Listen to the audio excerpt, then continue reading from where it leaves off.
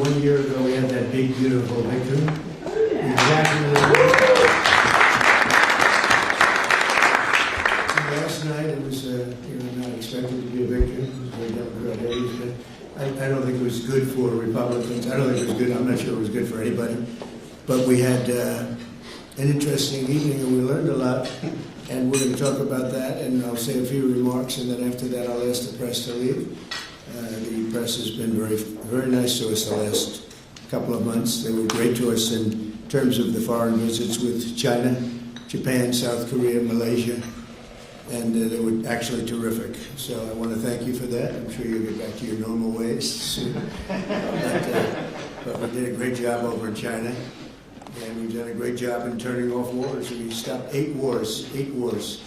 And we have 1 to go, as you probably know, and that'll get stopped also. But we've done a great job, so it's really been an honor to do it, and I did it with many of the people in this room. Every one of you I know, and every one of you I like our leaders, I like everybody. But I thought we'd have a discussion after the press leaves about what last night represented, and what we should do about it, and also about the shutdown, how that relates to last night. I think if you read the pollsters, the shutdown was a big factor, negative for the Republicans. And that was a big factor, and they say that I wasn't on the ballot was the biggest factor. But I don't know about that, but I was honored that they said that. And I just want to thank everybody for being here, and a very special thanks to Vice President J.D. Vance, who's doing a terrific job.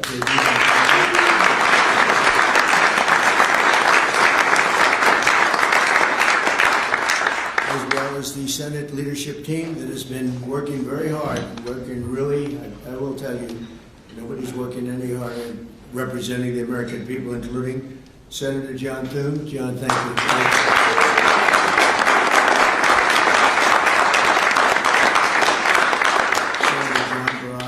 John, thank you very much. Senator Tom Cotton, wherever you may be, Tom, thank you. Thank you, Tom, thank you. So, Senator Shelley Moore Capito, who's been very involved. Senator James Langford from one of my favorite states, 77 out of 77. 77 out of 77. Reagan was 56. That was the record. We got every one of them. Thank you, Jim. And a fantastic friend of mine and an incredible advocate during the election a year ago, Tim Scott. Thank you, Tim.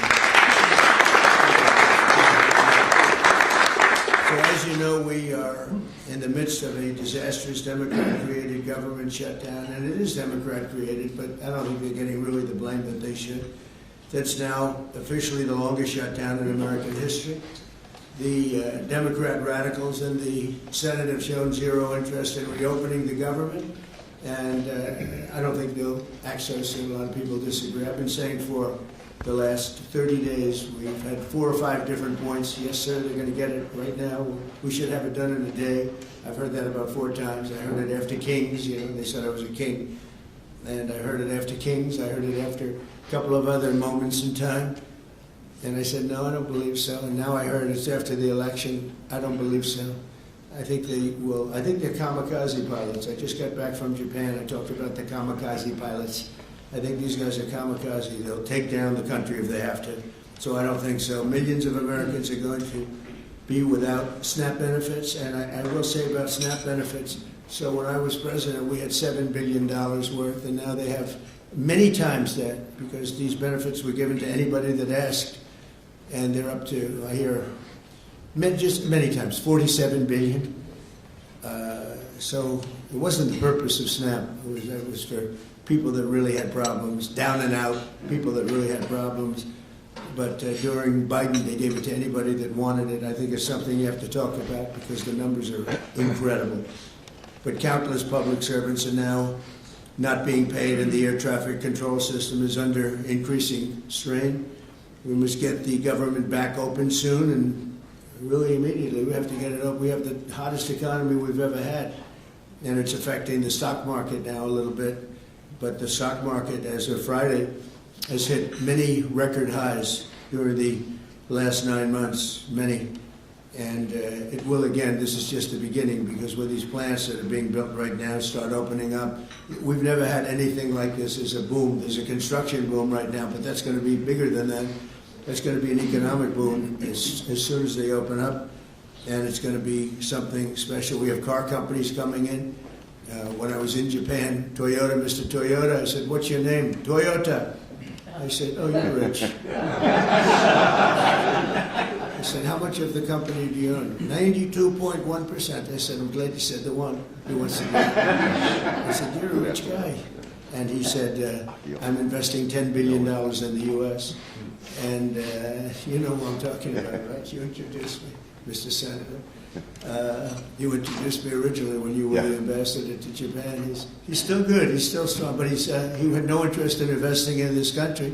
Now he's investing $10 billion as of 1 week ago in building new plants. We have auto plants coming in incredibly, but we have AI and all of them. And we can't be extorted to give $1.5 trillion to people that came into the country illegally, many from prisons, many drug dealers. A lot of people came in from mental institutions. They want to give a lot of money to the people that came in illegally. We have to get them out. We can't, no country can sustain that. That's not like an attack on our country. In no country, these are not going to be productive people. These are going to be anti-productive people. And we can all have big hearts. I have a bigger heart than anybody, but we can't let that happen. It's time for Republicans to do what they have to do, and that's terminate the filibuster. It's the only way you can do it. And if you don't terminate the filibuster, you'll be in bad shape. We won't pass any legislation. There'll be no legislation passed for 3.25. We have 3.25 years, so it's a long time. But when they can't do an extension, and John, I think they've done an extension every single time they've ever been asked forever. This is the first time they haven't done an extension. Extensions are supposed to be easy, but if they won't do an extension, they won't do any bill, even a simple bill. And we should do our own bills. We should get out. We should do our own bills.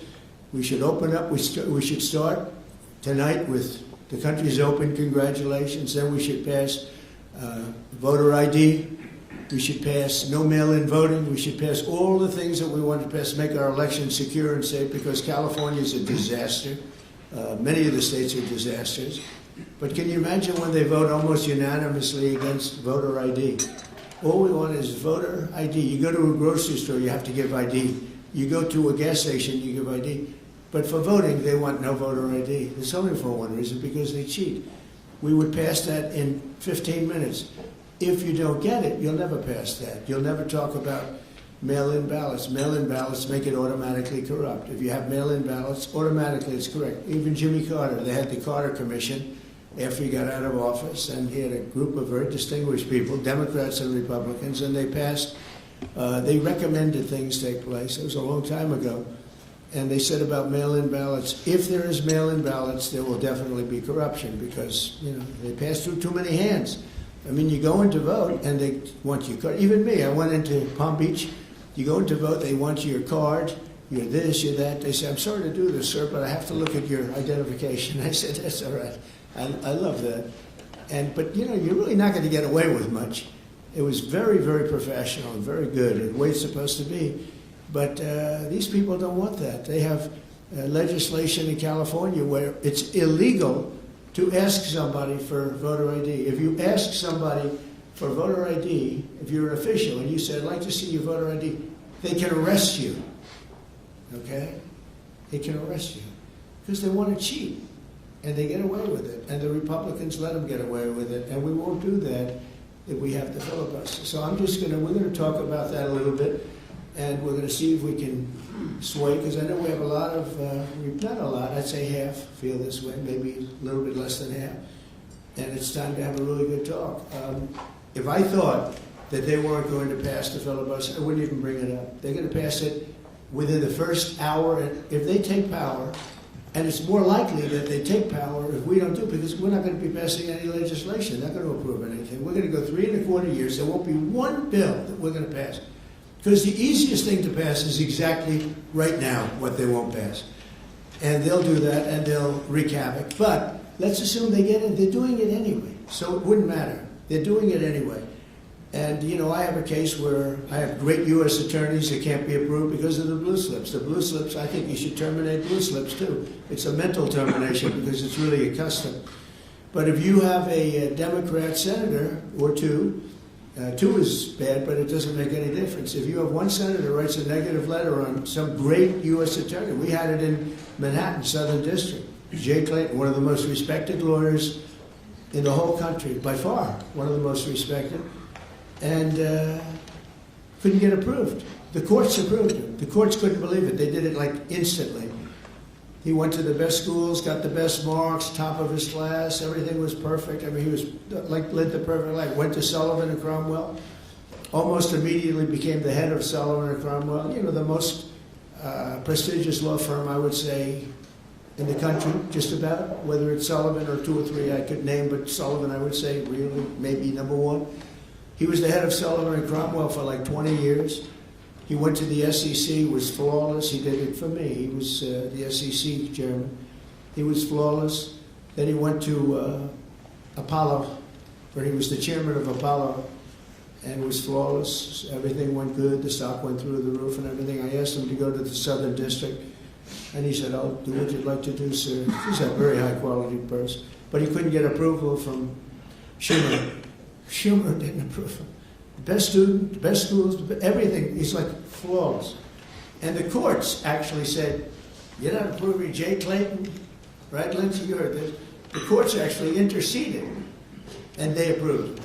But that's an unusual guy. We have other people that are really good, but people don't know how to do it. Top students, top colleges, and they're U.S. attorneys, and they won't be approved. They're not going to be approved.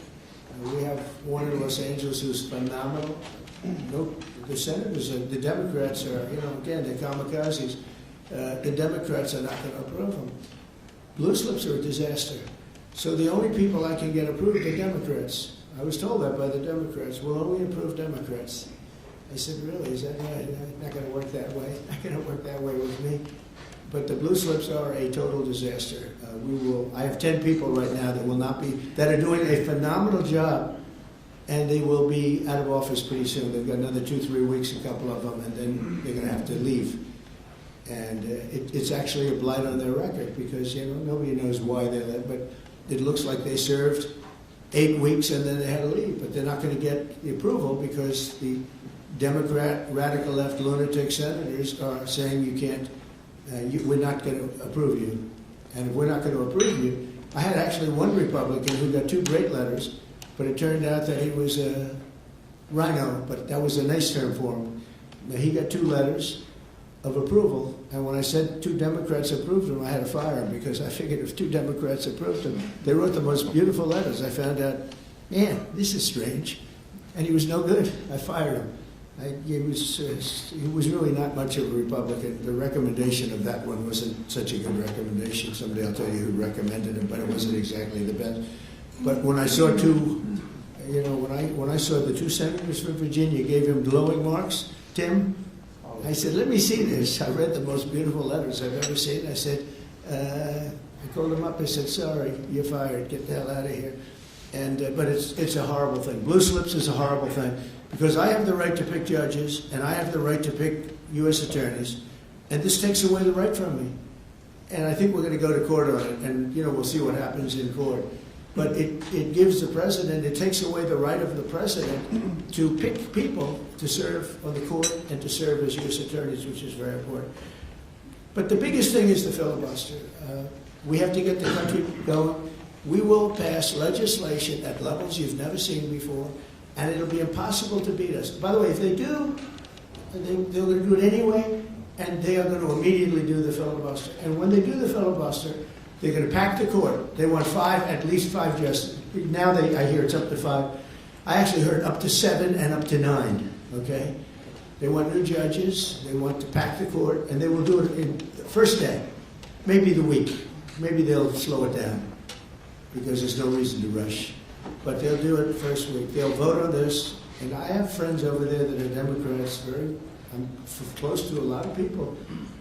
And I asked them about that because some people say, well, maybe they won't do that. I mean, they destroyed the career of Manchin and Sinema. And they got them out. They were the only objectors. Nobody else is going to object. They're going to do it the first day. They're going to pack the court. They're going to make D.C. a state, and they're going to make Puerto Rico a state. So now they pick up 2 states. They pick up 4 senators. Okay? You think you have problems? They're going to do all of the things. They're going to pick up electoral votes. It's going to be a very, very bad situation. And it's done. It's done. As soon as they attain power. Now, if we do what I'm saying, they'll most likely never attain power, because we will have passed every single thing that you can imagine that it's good and all good for the country. And there'll be no reason to. If we don't do that, people say they're not doing much and they're in power. So the good news is we did the great, big, beautiful bill, and it's the greatest thing we could have done. And the smartest thing with John and our Speaker of the House, who's so good, Mike Johnson, we did all in one bill. If we didn't, John, it would be a problem, because we would have gotten a small piece passed. A lot of people wanted to do that. A lot of people in the room wanted to do that. They went along with me and John and everybody, and we got this thing passed. Honestly, it's 4 years worth of goodies. No tax on tips, no tax on Social Security, no tax on, think of it, no tax on overtime. It's an unbelievable tax cut for the workers and for business, where business is going to create jobs, and we're creating jobs at levels that nobody's ever seen before. All these things are good. We have to be able to get the word out. If we don't get the word out, we're making a very big mistake. So I have this long, beautiful, and very boring speech. I won't bother with it. But because we can just start talking, and I think it's very important. We have to get the country open, and the way we're going to do it this afternoon is to terminate the filibuster. And it's possible you're not going to do that. And I'm going to go by your wishes. You're very smart people. We're good friends. But I think it's a tremendous mistake, really. It would be a tragic mistake, actually. It's time. It's time. If I thought they weren't going to approve, I'd sort of be with you. It'd be fine. I'd be neutral to with you. But knowing that they're going to pass it as soon as they get any semblance of control, they'll pass it first thing. Then it's like we have to do it first. And we have 2 years, and we'll end up with 2-3 years, and we'll have this country so perfect. We will have passed more legislation than any Congress and any group of senators or a group of congressmen. And we will get it through. They'll send it to us. We'll send it to them. It'll be a beautiful machine. Otherwise, we're just going to sit around and argue with these people all day long. And they're highly unrealistic. Highly unrealistic. Many of them are radical left subversives, frankly. So I want to thank everybody, and we're going to talk, and I want to thank the press for treating us so really well for that foreign trip. It was we had just an amazing meeting. Don't forget, 2 months ago, it looked like the whole world was in trouble over rare earth, and that's no longer even a subject that people talk about. It was all worked out very quickly. Without tariffs, I couldn't have done it. I put a 100% tariff on China. As soon as I heard it, within 20 minutes, I put a 100% tariff on China. When President Xi, who's really a friend of mine, as much as he can be a friend, he's a tough man. He's a tough man. Smart man, actually. Very smart. The press doesn't like it when I call him very smart. They think I'm not supposed to call him smart. But at least 1.4 billion people, without question. In fact, during the meeting, we were there. A couple of you were there, and some of you saw it. So he's here, and he's got about 6 people on each side, and every one of those people was standing like this. They were at attention. And I made a comment to one of them, and he got no response. I said, "Are you going to answer me?" I got no response. And President Xi didn't let him have any. So if there's any question, I said, I want my cabinet to behave like that. I'm demanding that I want them sitting up like that, Tim, just nice and straight. I've never seen posture like that. I've never seen men so scared in their lives. They have the equivalent of a vice president. I said, "Are you going to answer my question?" And he's like, he doesn't move. I said, "What's wrong with this guy?" "I will answer all questions." Why don't you behave like that? JD doesn't behave like that. JD butts into conversations. I want to have that for at least a couple of days, okay, JD? We'll keep you long term, but a couple of days of that would be very, very nice. Okay, I want to thank you, and we'll talk a little bit, and I see they set me up with a podium. I thought I'd just be sitting, but it's probably easier. I want to thank you all very much. Thank you to the press, and you can go, and we'll speak to you later. Thank you. I'm going to Miami to make a speech today at a big group, and we have a nice big crowd, and we'll see you there. A lot of you are traveling down with me. Thank you very much. Mr. President, you sound very frustrated by last night's elections. What are the takeaways for people in this room? Thank you, press.